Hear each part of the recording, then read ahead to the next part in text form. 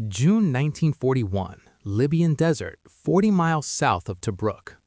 Lieutenant Colonel commanding a Crusader tank squadron watches another engine die.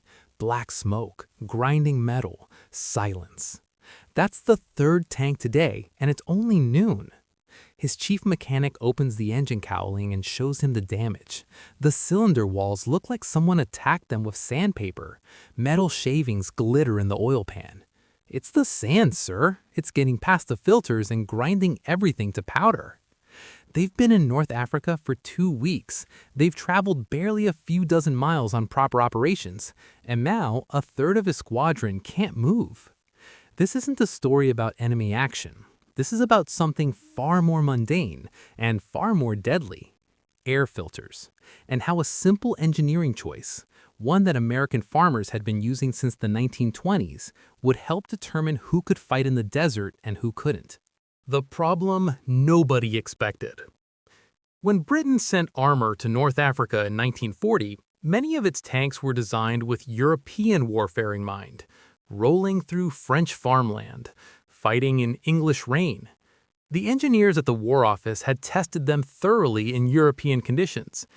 Almost nobody had stress tested them for what North African sand would do. Desert sand isn't like beach sand. It's microscopically fine, particles measured between about 5 and 50 microns. For reference, a human hair is about 70 microns wide. This stuff can be finer than flour, and it hangs in the air for hours after vehicles pass through. Here's what happens when you drive a tank column across the desert. Each vehicle kicks up a massive dust cloud, tens of feet high, hundreds of feet wide. The tank behind you is driving through your cloud. The fifth tank in the column is essentially driving blind through a sandstorm of its own making. And that sand is trying desperately to get into every opening in your machine. An engine needs air, lots of it. A typical engine tank consumes thousands of cubic feet of air per minute at operating speed. That's a small house worth of air, every minute, being sucked through whatever filter stands between the outside and your cylinders.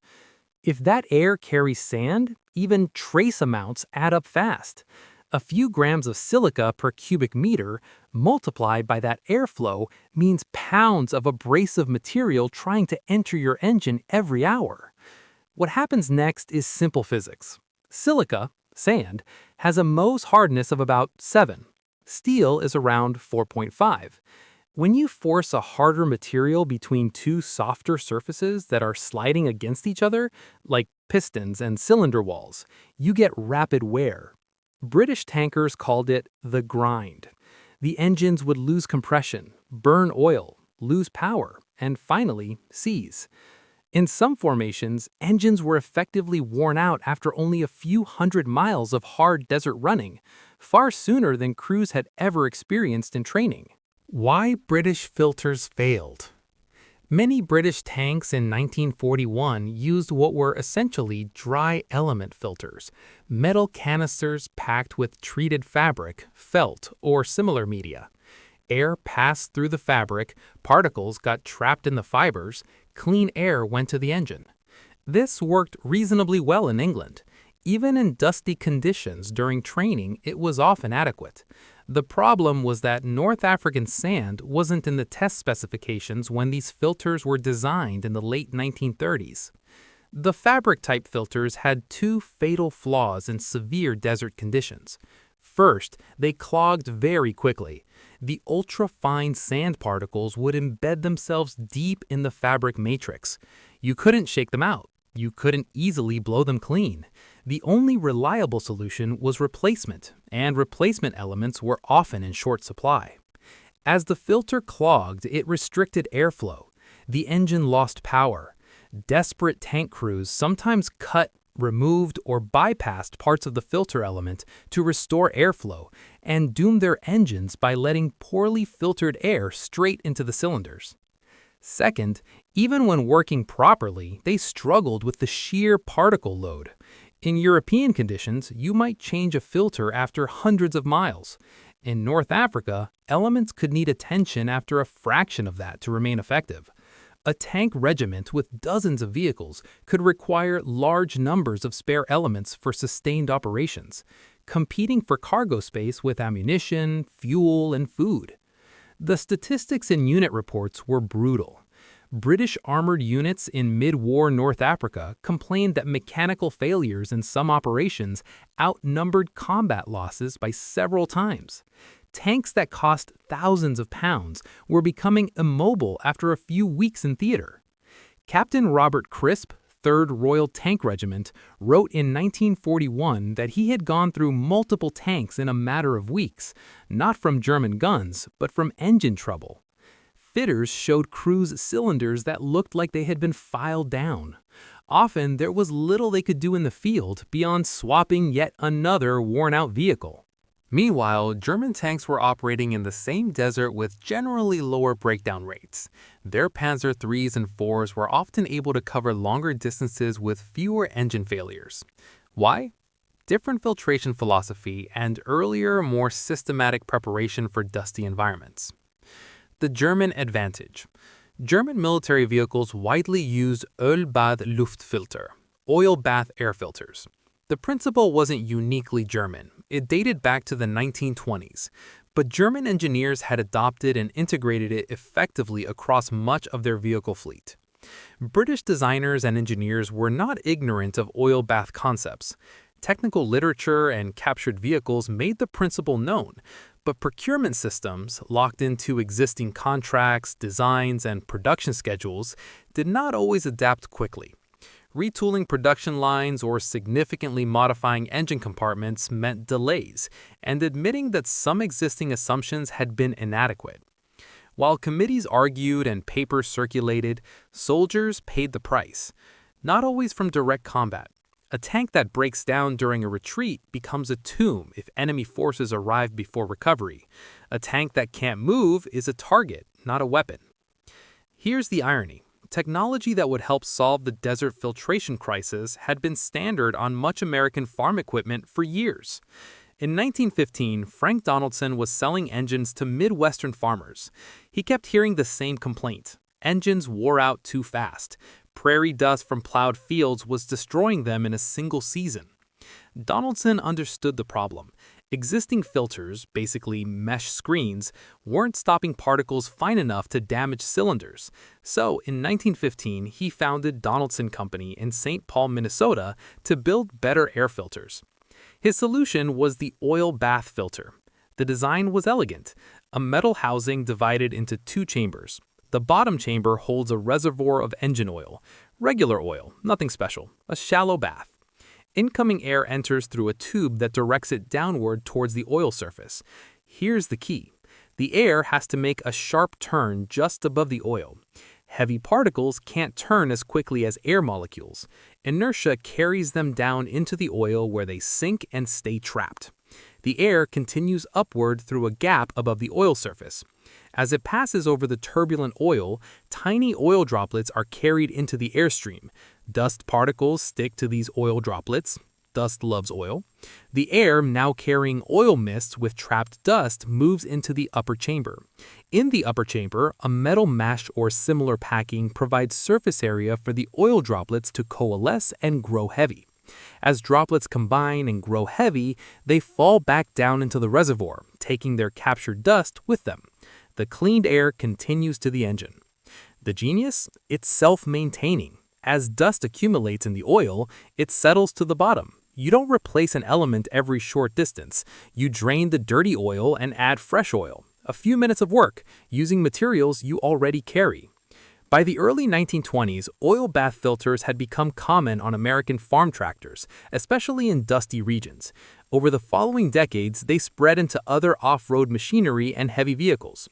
By the late 1930s, many American truck and equipment manufacturers used oil bath filtration in applications where dust was a serious threat. By the time U.S. military production ramped up, oil bath filters were simply what many American manufacturers considered best practice. It wasn't a special military revelation. It was the accumulated common sense of farmers, contractors, and truckers who had been fighting dust for decades. The M3 Stewart light tank, oil bath filter as standard equipment. The M3 Lee medium tank, similar. The later M4 Sherman, likewise equipped. American doctrine didn't make a big deal about it because to their engineers, if you were building equipment for harsh, dusty conditions, you used an oil bath filter. The American arrival. November 1942. Operation Torch. American forces land in French North Africa. British commanders watched with interest as Shermans and Stuarts rolled off the ships. The Americans were green, inexperienced in desert warfare. British veterans expected they'd learn about the desert the hard way. But something unexpected happened. The American tanks kept running. After a week, American units were not reporting the same kind of catastrophic failure rates the British had endured earlier in the campaign. After 2 weeks, American formations had moved hundreds of miles with relatively modest breakdowns. After a month, British commanders wanted to know what exactly the Americans were doing differently. The answer was almost insulting in its simplicity. Different air filters, oil bath type. They say they're standard on all American vehicles. British liaison officers were skeptical, yet American tanks were routinely covering several hundred miles between major overhauls, and some stayed in frontline service much longer than British crews had come to expect from their own early war desert machines. Senior British commanders, including Bernard Montgomery, pushed for direct comparisons between British and American tanks in desert conditions during 1943. Mixed columns ran over the same routes, then workshop crews stripped the engines. After 250 miles of severe dust, British engines, noticeable cylinder wear, scored pistons, heavily contaminated oil. American engines, much less wear, cleaner cylinder walls, more acceptable oil condition. The difference was filtration. The oil bath filters were capturing what British fabric-type systems often missed. Just as importantly, they could maintain performance with regular draining and refilling, instead of progressively choking on their own captured dust. Internal British staff papers in early 1943 argued in plain language that continuing with inadequate filtration was costing tanks and lives, and urged rapid retrofitting with improved systems, often explicitly pointing to oil bath designs and American practice as examples to follow. But retrofitting thousands of tanks wasn't quick or simple. British tanks had engine compartments designed around existing filters. Oil bath units were often larger and heavier, requiring different mounting and piping. Some models adapted easily. Others required substantial modification. And there was pride. Admitting that commercial American technology developed in the 1920s and 1930s could outperform carefully specified British military equipment did not sit well with every official responsible for earlier decisions. While bureaucrats argued, soldiers acted.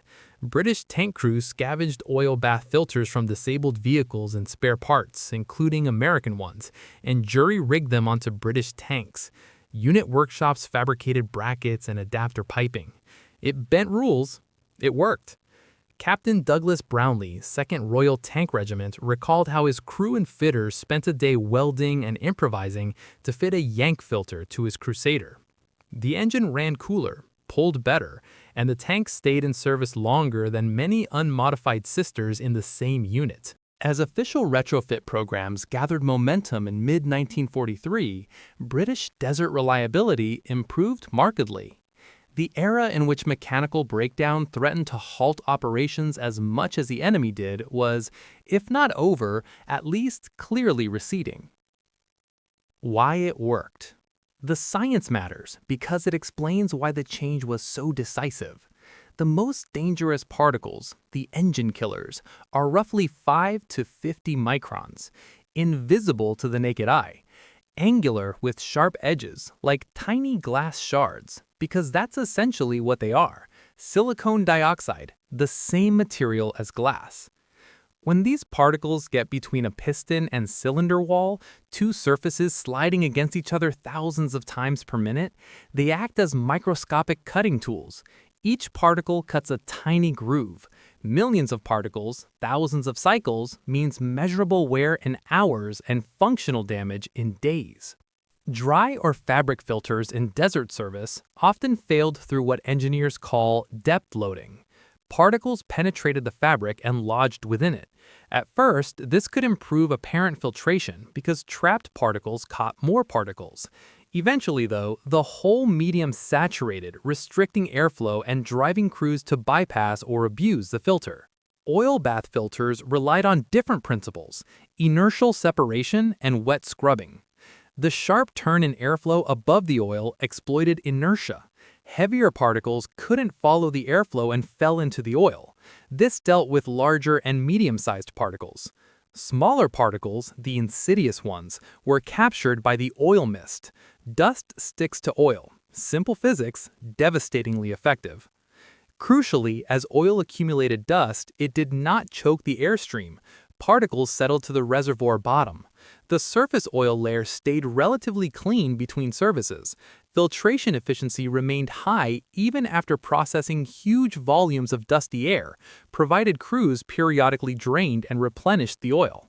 In properly designed and maintained systems, oil bath filters could achieve very high capture efficiency for the size ranges that mattered most to engine wear, and they tended to maintain that performance more consistently in extreme dust than the early dry elements fitted to many British tanks. That difference, stable, high-efficiency filtration versus degrading bypass filtration, meant the difference between engines dying after a short desert tour and engines remaining serviceable across extended operations. Beyond North Africa. The oil bath filter story didn't end in the desert. Pacific Theater. Humid tropical conditions caused issues for some paper and fabric-based filters. Oil bath designs, by contrast, were less vulnerable to moisture and could keep working in heat and humidity. Italian campaign. Agricultural regions during plowing and harvest created severe dust on roads and fields. British and Allied armor, now with improved filtration, inspired in part by desert experience, maintained operational readiness at levels that would have seemed impossible 2 years earlier. Northern Europe. Even after D-Day, dust was a factor. Unpaved Norman lanes, pulverized masonry in ruined towns, and summer traffic on country roads all created abrasive dust clouds capable of harming engines not properly protected. Soviet forces receiving American tanks through Lend-Lease often commented on their generally reliable automotive performance. Soviet engineers examined Western designs, including their filtration systems, and over time, some of those ideas influenced Soviet thinking about keeping dust out of engines in harsh climates. German forces, despite having adopted effective oil bath filters early, suffered from collapsing logistics and fuel shortages as the war dragged on. As maintenance schedules broke down and properly timed servicing became harder to guarantee, even good filtration systems sometimes could not deliver their full potential. A filter is only as good as the care it gets. The lesson. Oil bath filters didn't win World War II. No single technology wins wars, but they were one of hundreds of small advantages that, collectively, gave the Allies greater staying power in harsh environments. British tanks failed so often in 1941 not because British engineers were stupid, but because the procurement system had not fully tested their designs against North African realities. They had prepared for the war they expected, not the one they actually faced. American tanks succeeded, in part because American industry had spent decades building machines for farmers on the Great Plains, contractors in the Southwest, and truckers on dusty backroads. Those customers demanded engines that survived dust. Manufacturers learned, iterated, and delivered. When war came, that civilian experience turned into a quiet military advantage. This pattern repeats throughout military history. Some of the best military technologies started as answers to mundane civilian problems: dust, mud, cold, corrosion, and were then adapted for war. The worst are often those designed in peacetime by people who have never seen the true operating environment. Modern military vehicles use sophisticated multi-stage filtration, cyclonic pre-cleaners, high-efficiency elements, sensors that watch pressure and flow, but the core principle is the same one Frank Donaldson pursued over a century ago: remove the dust before it reaches the engine. British tanks in 1941 died early trying to breathe through filters that were never meant for a sandstorm. American tanks in 1942 and beyond ran longer because someone in Minnesota, and many others like him, had already learned the hard way that dust sticks to oil.